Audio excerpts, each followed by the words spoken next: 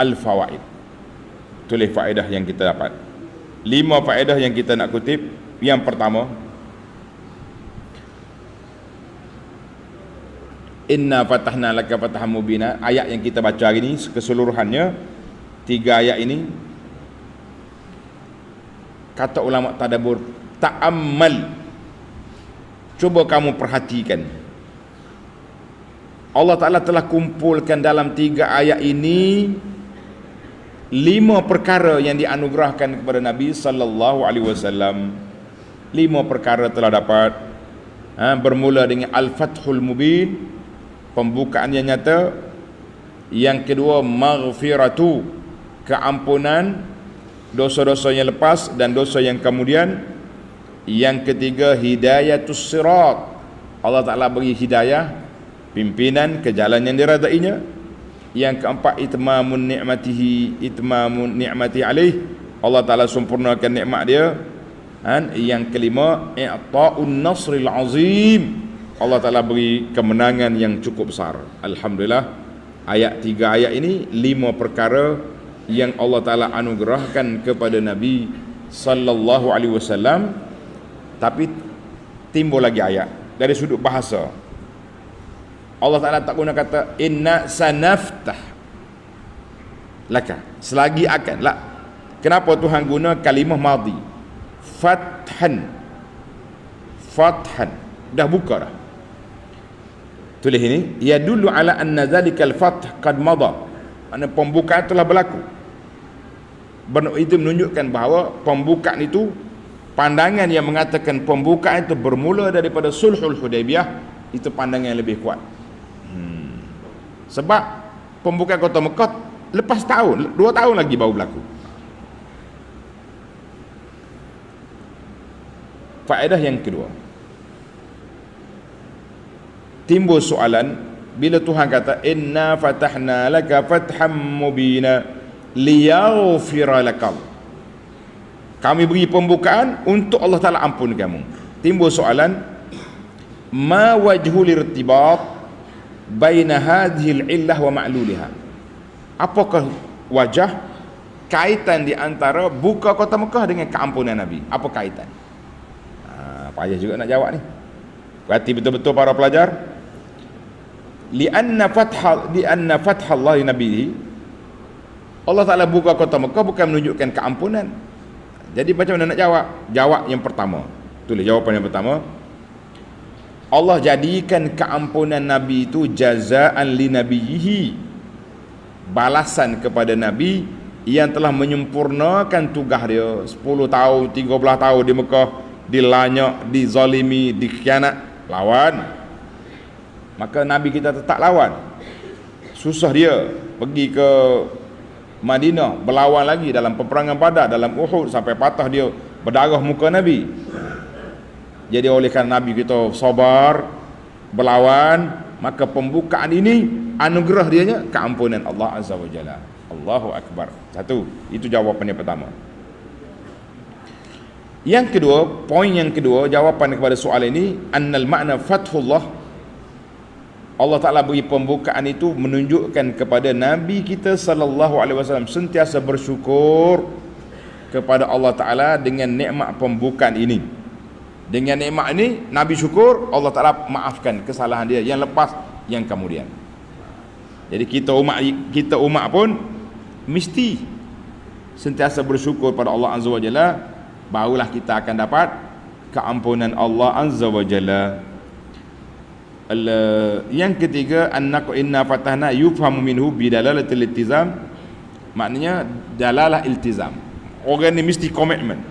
Al jihad fi sabilillah, bila dia berjihad, bila dia berjuang, yang menyebabkan dia akan dapat keampunan Allah Azza wa Jalla. Maka siapa dia nak keampunan, itulah cara dia. Banyak lagi jawapan, cukuplah setakat 3 dulu. Kemudian kita pergi kepada faedah yang ketiga. Tulis pelajar.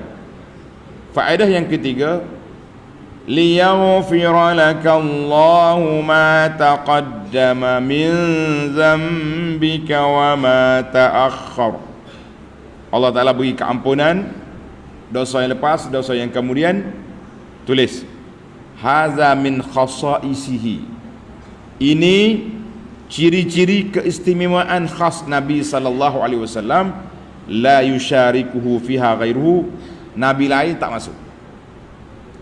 Tidak adalah hadis yang sahih yang menunjukkan bahawa kanugerah ini diberi kepada nabi yang lain. Ghufira lahu ma taqaddama min zambi wa ma ta'akhkhar. Ini adalah merupakan khas kepada kemuliaan Nabi sallallahu alaihi wasallam. Keterangan lanjut masalah ini, tuan-tuan dan puan-puan, sekali lagi boleh buka buku 41 kelebihan Nabi sallallahu alaihi wasallam. Di sana ada huraian. Kalau tak nak beli buku, tengok je dalam YouTube huraian Abu Anas kepada kitab ini. Ada. Yang keempat, wa yahdiyaka siratan mustaqima. Allah Ta'ala bagi hidayah kepada Nabi ke jalan yang lurus. Anna hidayatan Nabi sallallahu alaihi wasallam ba'da nubuwati. Allah Ta'ala beri hidayah selepas jadi Nabi. Mana dia Nabi dah, dia Rasul dah, apa lagi hidayah? Tanda pelajar. Jawab dia, menambahkan lagi. Nabi itu mantap dah, tapi menambahkan lagi.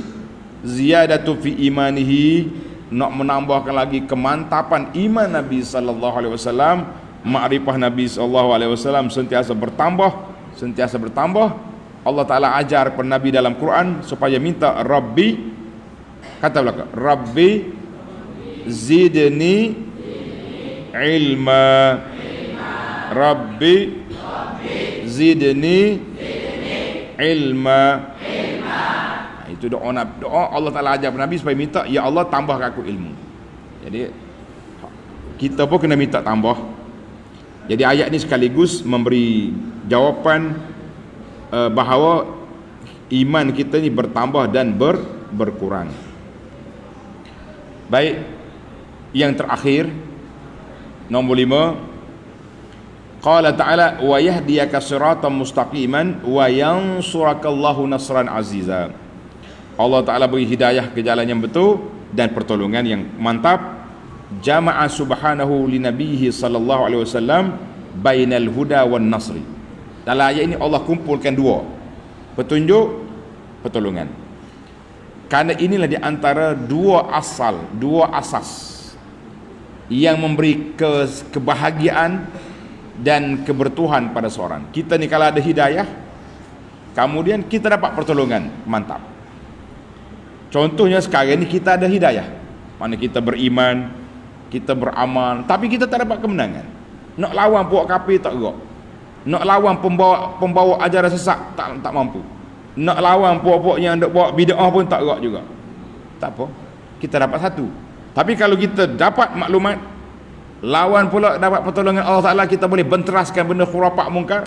Alhamdulillah, nurun ala nur. Maka hidayah itu iaitulah ilmu dan beramal untuk beramal.